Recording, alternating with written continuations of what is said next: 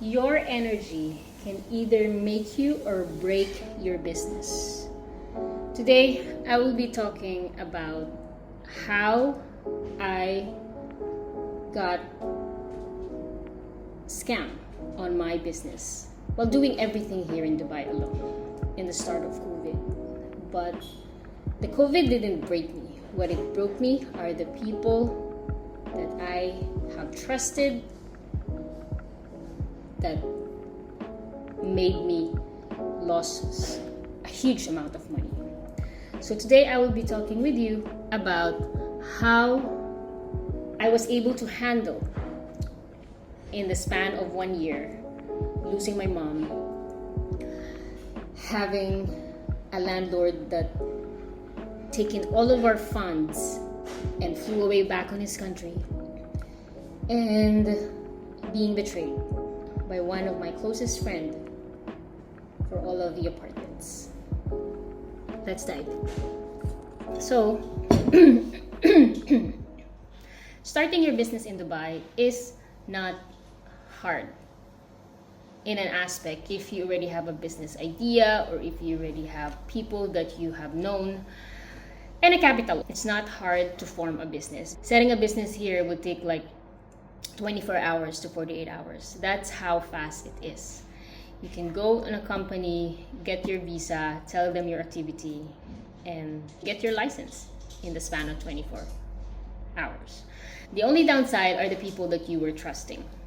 The situation in Dubai is quite different because there's a lot of competitions involved. So what's happening is people are trying to make a sale as fast as they could without even focusing onto what your actual needs. So just be careful on the people that you are trusting. So on my story, 2 years ago I lost my mom. Not because of COVID, but because she got an Alzheimer's disease. And it's all about because of the brain, or how her lifestyle is. But on top of that, while we were battling on her sickness, the building that I was handling with 3 apartments have shut down.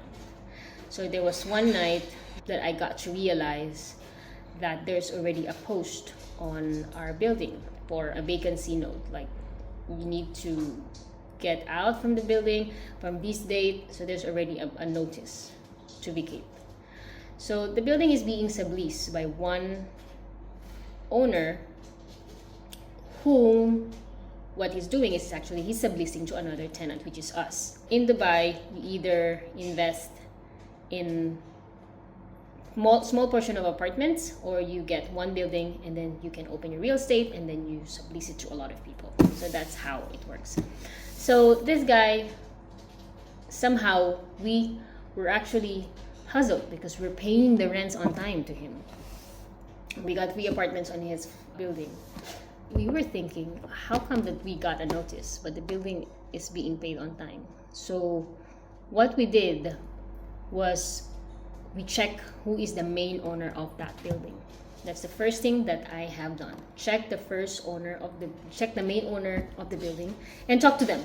So I went to the office of the main owner of the building and we found out that this person wasn't paying on time. And there was like huge debt. So meaning to say all of our payments is not being handled properly. He's always late to the main building owner. So when that night happens, I remember I received a call from my assistant and says that, Abby, you have to go to the flat because the tenants are thinking that you scammed them. And this was the most excruciating part of a business. These people, you've helped them during COVID, but somehow when all things crash in, they look at you as a bad person. They didn't hear your story, they didn't know what's happening, they just tell what they are thinking. They didn't ask me question either. So at that time, I was in a car and I was on a phone call with her and I told her, I am not going to go to meet them. I'm not gonna go to meet them and be in the flat and explain to them my side. I told her that you know the reason why we are late, you know the reason why we are getting evicted in this building. It's not about me, but the actual main owner, the one who's subleasing the actual building. So I didn't show up on that. Instead, I asked my guy to drive me in the city, and I just kept thinking, what would I have to do in the current situation that I do have? What are the things that I do have my control?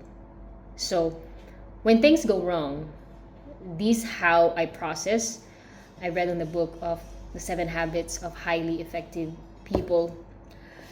He says that when struggles are arising, you always have to think what are the things that is in the way. You have to think in a way to focus on the things that you have control of. So while the car was moving, I was crying inside the car in the front seat, and I was just pouring out because during that time that those apartments have gone, I was thinking about my mom. And it's just so hard to work when you're alone doing everything, and the business somehow it made you feel numb because I cannot focus on crying over the situation of my parent because I have a problem to solve on. To tell you honestly, I was just not thinking about myself. I was thinking about the people who's living on that building, because there are families and they are good people. They're a good payer, they're good people, and I've known them by heart somehow. So when the building shut down, they have to go out from that building as well. So I kept thinking, is there anything that I can do enable for me to solve this issue somehow, to make some solutions or to get back the building? I have 3 apartments on that building. Am I willing to lose that? Or I can get to speak to the main owner who holds the building, who created that building, and tell them my story. So the next day, I went to the office and I had a chat with the guy who managed that building, and he told me everything. And he said, you have a balance on the DIWA, and this owner says that you're not paying the DIWA. And I was telling him I was paying the DIWA, but because of the COVID, that there were some delays that's happened, and I was being honest with that delays. And he says, this person has this amount of money that he wasn't paying to all of us, so that's the reason why. Then I asked him, so what's going to happen now? What's going to happen with the building? And then he said the building needs to go to court, and then we need to remove the partition, and we need to give it to a next person who would take the building, which is what's going to happen is they're going to find the person who will be investing on that building. So, that's how the business works. So I was thinking why you have to remove this. What I was thinking at that time is to bring back all the old tenants, including me, of course, to be with the building as well. What I was thinking at that time is to bring back the old tenants, including me, to be with that building. So what I was thinking is to bring the old tenant into the building and to gain my 3 apartments back. As I was having a chat with the person who managed the building, I told him, is there any way for us to rent directly to you and for us to pay you? I can call out all of these owners and go back to the actual building. So it's not going to be a loss for this apartments, also for your side. And he was like, Abby, there's a process that we need to follow to this, and we need first to go to the court. We need to wait for around 2 to 3 months, and that's how it's going to work. I know these people, they pay on time, and I have 3 apartments here. I was giving a good home to people, and it's been 10 years. Some of the tenants are living there with their families. It's been a good apartments for all of us. Then he was like, okay, no problem, give me your contact number and we will contact you once the apartment has been removed from the court, and we will connect with you somehow. So we waited.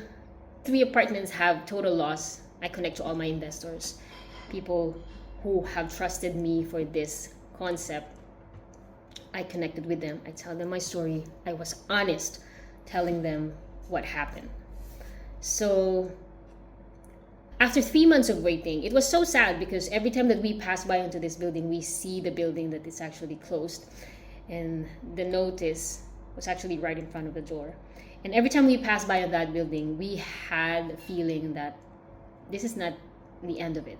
And I have this feeling that this is not the end of it. Somehow I'm gonna get this back. I'm gonna get this back. And that's the mindset that I was having every time I would pass by onto that building, because we have an apartment that would pass by to that said street. And that was my mantra. I'm gonna get this back. So after probably 3 months or two months, he contacted and he called like, Abigail, I have people who is interested on taking this building, and I'm gonna connect you to them so they can speak with you to taking back all of the old tenants. And this is such a big relief, like a big relief for me, like a thrilling experience to feel that I was able to make it. I'm gonna make this happen. So I had the chat with the owner and the new real estate.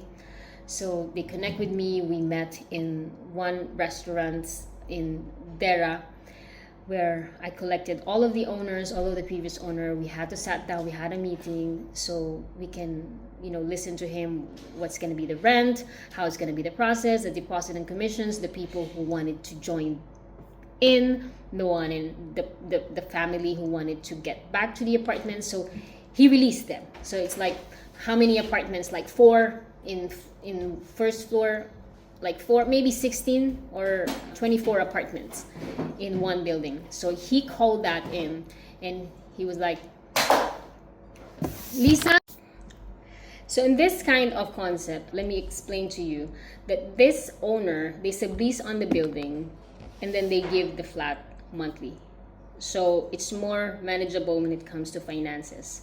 So if you're choosing an apartment to do a rental business, it's nice and it's good to get an apartment that's on a monthly basis than on a yearly. Somehow real estate will ask you for 4 checks, commission, deposit. So you cut those, you get small capital at first and then you get the ball running, So we had that meeting and I was able to get all these tenants back, and they opened the apartment as if no one touched the apartment itself, meaning they didn't take anything, they didn't trash the building, they didn't remove the partition at that time. They respect all of the stuff inside that building somehow. So we were so happy when we were called, okay, you can go back now to all of your apartments, the people who reserved the other apartments. It was a massive victory that I was just thinking on that car, what can I do enable for me to change this current situation? Is there anything? So while this was happening, I was going back to the time that I had these thoughts. And I think in all of us, every time that we have some situations in life and a different shift on business or in life or in personal life, we tend to focus on the problem. I mean, when I got scammed with my closest friend, where I lost 2 apartments, and those 2 apartments I have an investments for around 120,000 dirhams. And when I lost that apartment, and when I got betrayed by that person, the other people that got betrayed create a group.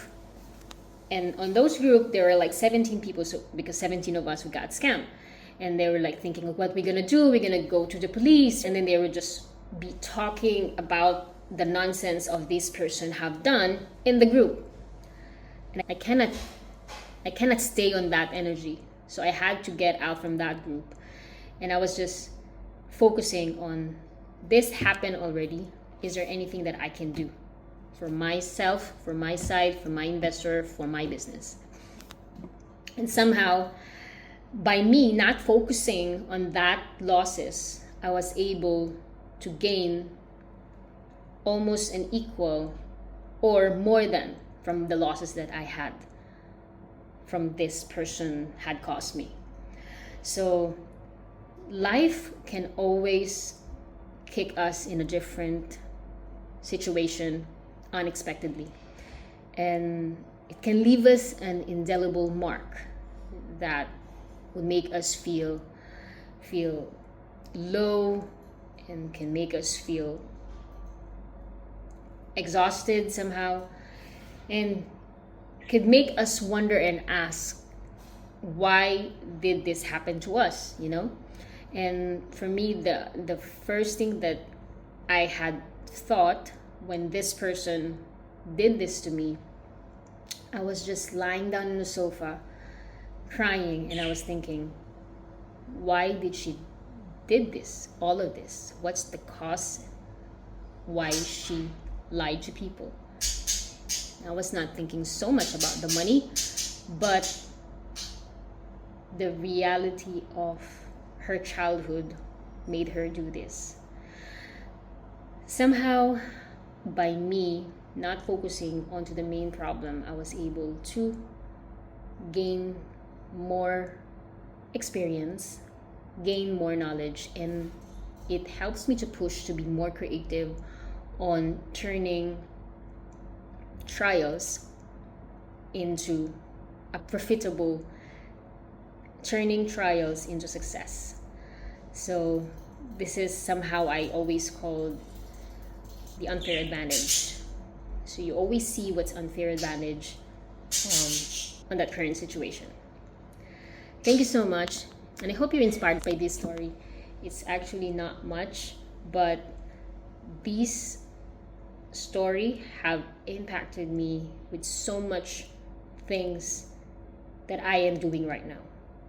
The lessons that I'm teaching, the coaching that I am doing, it's because I have gone, and the things that I am doing currently right now, like teaching people and sharing the knowledge that I have right now in the span of 7 to 8 years of doing this business, the level of experience that I have come through and the trials that I have gone through somehow had leveraged me in creating different businesses that I am doing in Dubai. And it will never be easy at first. To those people who are thinking to start a business, it will never be easy, especially if you are alone on your journey. It's all going to be worth it. I always believe that the things that help me to achieve the position of where I'm at right now is because the level of thinking of how I always see the impossibility in the aspect of my business. Like adapting and thinking, if there is one scenario that happens unexpectedly into your life, you can always rise with a question, what can I do on this situation? What are the things that I do have my own control? Instead, focusing on to that problem. It could be on your personal life, it could be on your business. I believe that focusing onto something that you can control, that you have control of, is where you gain your power somehow. So, thank you so much, and I hope this video give a value to the people who are starting their journey here in Dubai. Thank you very much. If you're interested on learning rentals and thinking about starting an Airbnb, or if you are a Filipino like me or FW who are thinking, can I resign from my 9-to-5 job? Yes, you can. Link are in my bio. You can check my stand store as well. You can connect me into IG, and I do offer my courses. Somehow I have some links that they are pretty affordable because I wanted to help all of us OFW who wanted to quit their 9-to-5 while working in abroad. Thank you so much and have a wonderful day.